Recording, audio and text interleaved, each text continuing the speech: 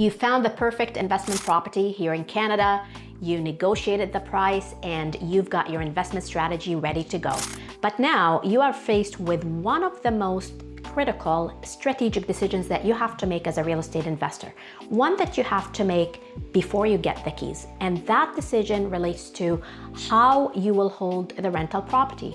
Will you hold it in a corporation or in your personal name? Now, this is not just a simple legal question. Getting it wrong is the number one mistake I see starter investors make. This can cost thousands of dollars down the road in taxes, but it can also hinder financing for your next deal, and it can really stop your growth dead in its tracks. My name is Dalia Barsoum. I am the founder of Streetwise Mortgages, and this is the Streetwise 10.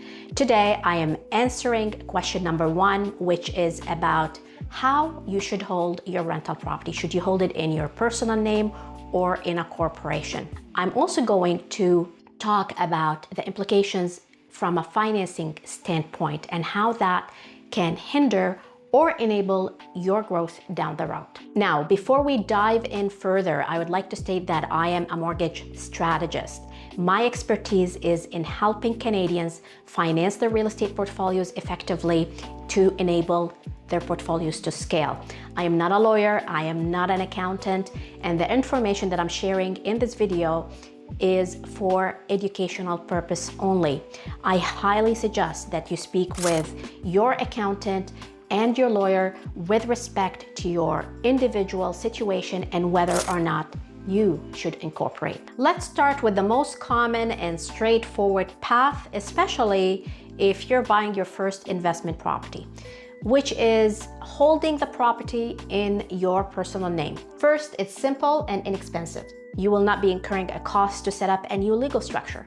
You don't need accounting on an annual basis to file for a corporation. So simple, straightforward, and inexpensive. The next advantage is financing. When you hold a property in your personal name, you will generally get better mortgage rates because lenders tend to add a premium when they're lending to a corporation. I'm referring here to financing for residential properties. That is a property that has 1 to 4 legal units. I'm not talking about commercial financing. So you get better rates, and you also get access to better mortgage products. That includes products that offer you a secured line of credit, which is a strategic tool for real estate investors. Let's talk about the disadvantages. The first one is liability. When you hold an asset in your personal name, you're exposing not just the property to liability, but your other personal assets are exposed as well. Let's say that a tenant slips and falls and decides to sue you. Now, your personal assets are exposed because there is no shield. The second downside is the potential for paying higher taxes, because when you receive cash flow from the property, if you're holding it in your personal name, that cash flow is considered income, and that income will get added to your personal income on your personal tax returns, and will be taxed at your marginal tax bracket. So if you are a high income earner, you run the risk of paying high taxes if you're holding the property in your personal name. Now let's take a look at a more advanced tax structure that seasoned real estate investors use, which is holding the rental property portfolio in a corporation. The number one benefit is liability protection. When you hold your rental portfolio in a corporation, that shields your investment portfolio from your personal life. Essentially, the corporation is a separate legal entity, and it creates a firewall between your portfolio and your personal assets. Now, the second benefit is the potential for tax advantages. I'm going to talk about the high-level concept here. And this is where it's really important for you to speak with an accountant about this particular point. Generally, Canada Revenue Agency considers cash flow from rental properties as a passive income. And because of that, despite the fact that you're holding the properties in a corporation, that doesn't qualify for a lower tax bracket that small businesses in Canada that have active income qualify for. This is where your opportunity is with your accountant to speak to them about how to optimize taxes inside the holding company. So where is the potential advantage? Well, it often comes down to two things: control and tax deferral. If your rental income is being collected in a corporation, that gives you the benefit of deciding how to split that income at the personal level, when you pay yourself, and also flexibility around the reporting of taxes for that company, because you can have a specific tax year that is different, for example, from your personal tax year. So this is not about getting the lowest tax bracket, it's more about strategic planning of your taxes. So what are the trade-offs? The first one is cost. When it comes to corporations, you're going to need a lawyer to help you set it up properly. You're also going to need an accountant to advise you on the best way to enhance tax efficiencies in that corporation, and you will be doing annual filing as well. The second trade-off is the potential implications to financing.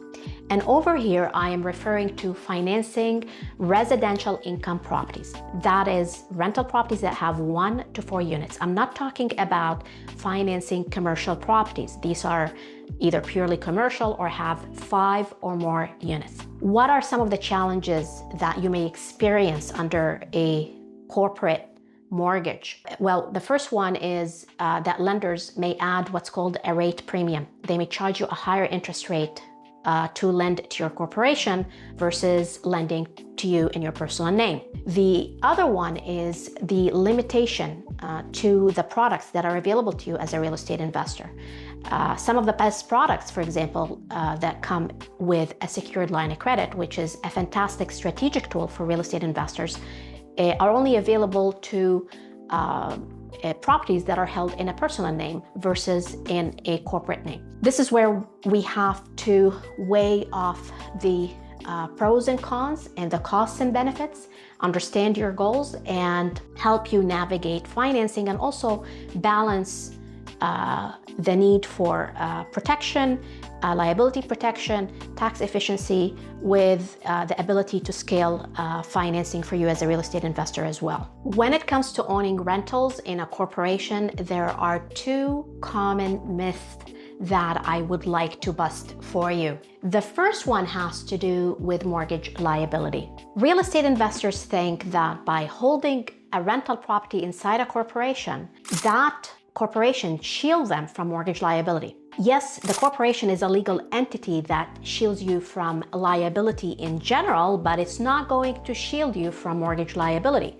Whether you are getting a residential mortgage or a commercial mortgage, you will be providing personal guarantees, meaning that if the mortgage goes south, yes, the lender will have access to the asset they've secured the loan against, but you have provided personal guarantees, which allows them to come after your personal assets if they have to.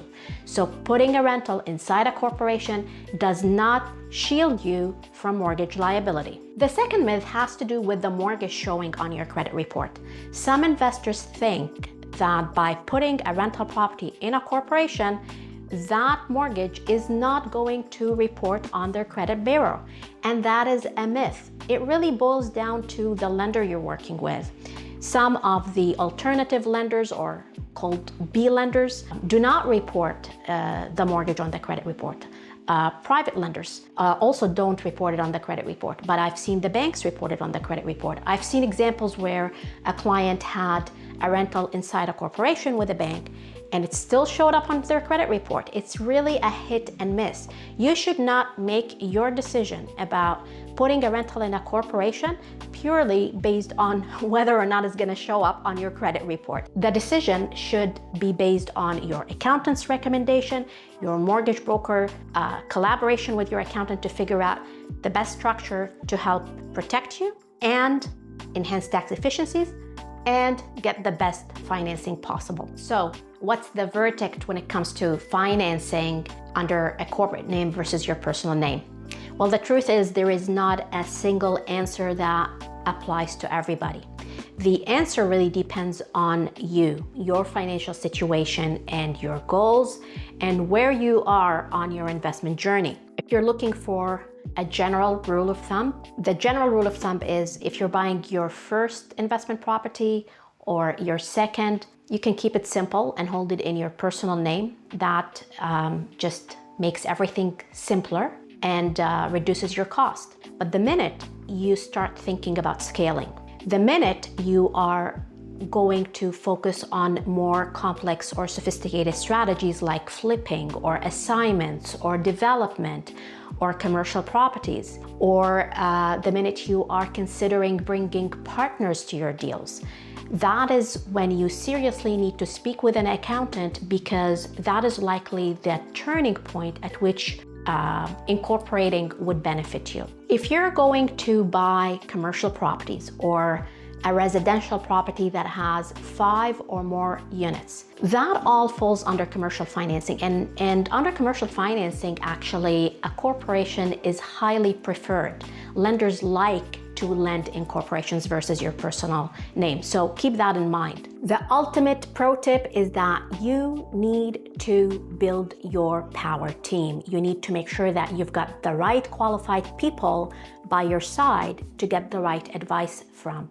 One of my mentors told me early on something that I never forgot, and it was, who are you getting your advice from? You may think that advice is free, but advice could be your most costly mistake if you're not getting it from the right people who are experienced, who have walked the path, and who know what they're talking about. So you need to have a great accountant that is very well versed in real estate investing by your side.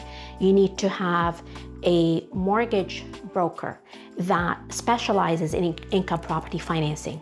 You can talk to the experts on my team on that front. And between the accountant and the mortgage broker, they need to come together and advise you as a client as to the best structure that will help you from a tax standpoint. But from a financing standpoint, we want to make sure that we're proactive and we have thought about how will that impact your financing. So you are well informed and you're taking your steps forward with confidence, and you don't want to find yourself in a position, specifically when it comes to this topic, where you have to pay thousands of dollars that you did not plan for, or hit a roadblock with financing that you thought is never going to come. So the question isn't just personal or corporate. The question from a financing standpoint is, what is the best structure that is going to help you qualify for the best financing with respect to terms and products and ability to scale as you grow your real estate portfolio? If you are getting ready for your next purchase and this is the exact decision that you need to make, let's talk. We will work very closely with your accountant, and we will make sure that we design a financing plan for you that aligns with their recommended tax and legal structure, but also ensures that you're getting the best out of financing and that you will continue to scale as a real estate investor. Click in the link in the description to book your confidential strategy session with a Streetwise advisor today. Guys, this was just question number 1 in the Streetwise 10 series. Subscribe and hit the notification button to be notified of our answers for the upcoming questions. The next question I am answering is, how much down payment do I really need in order to own a rental property in Canada? And you don't want to miss this one. Now, what structure have you been using so far? Let me know in the comments below. Thank you for watching and stay streetwise.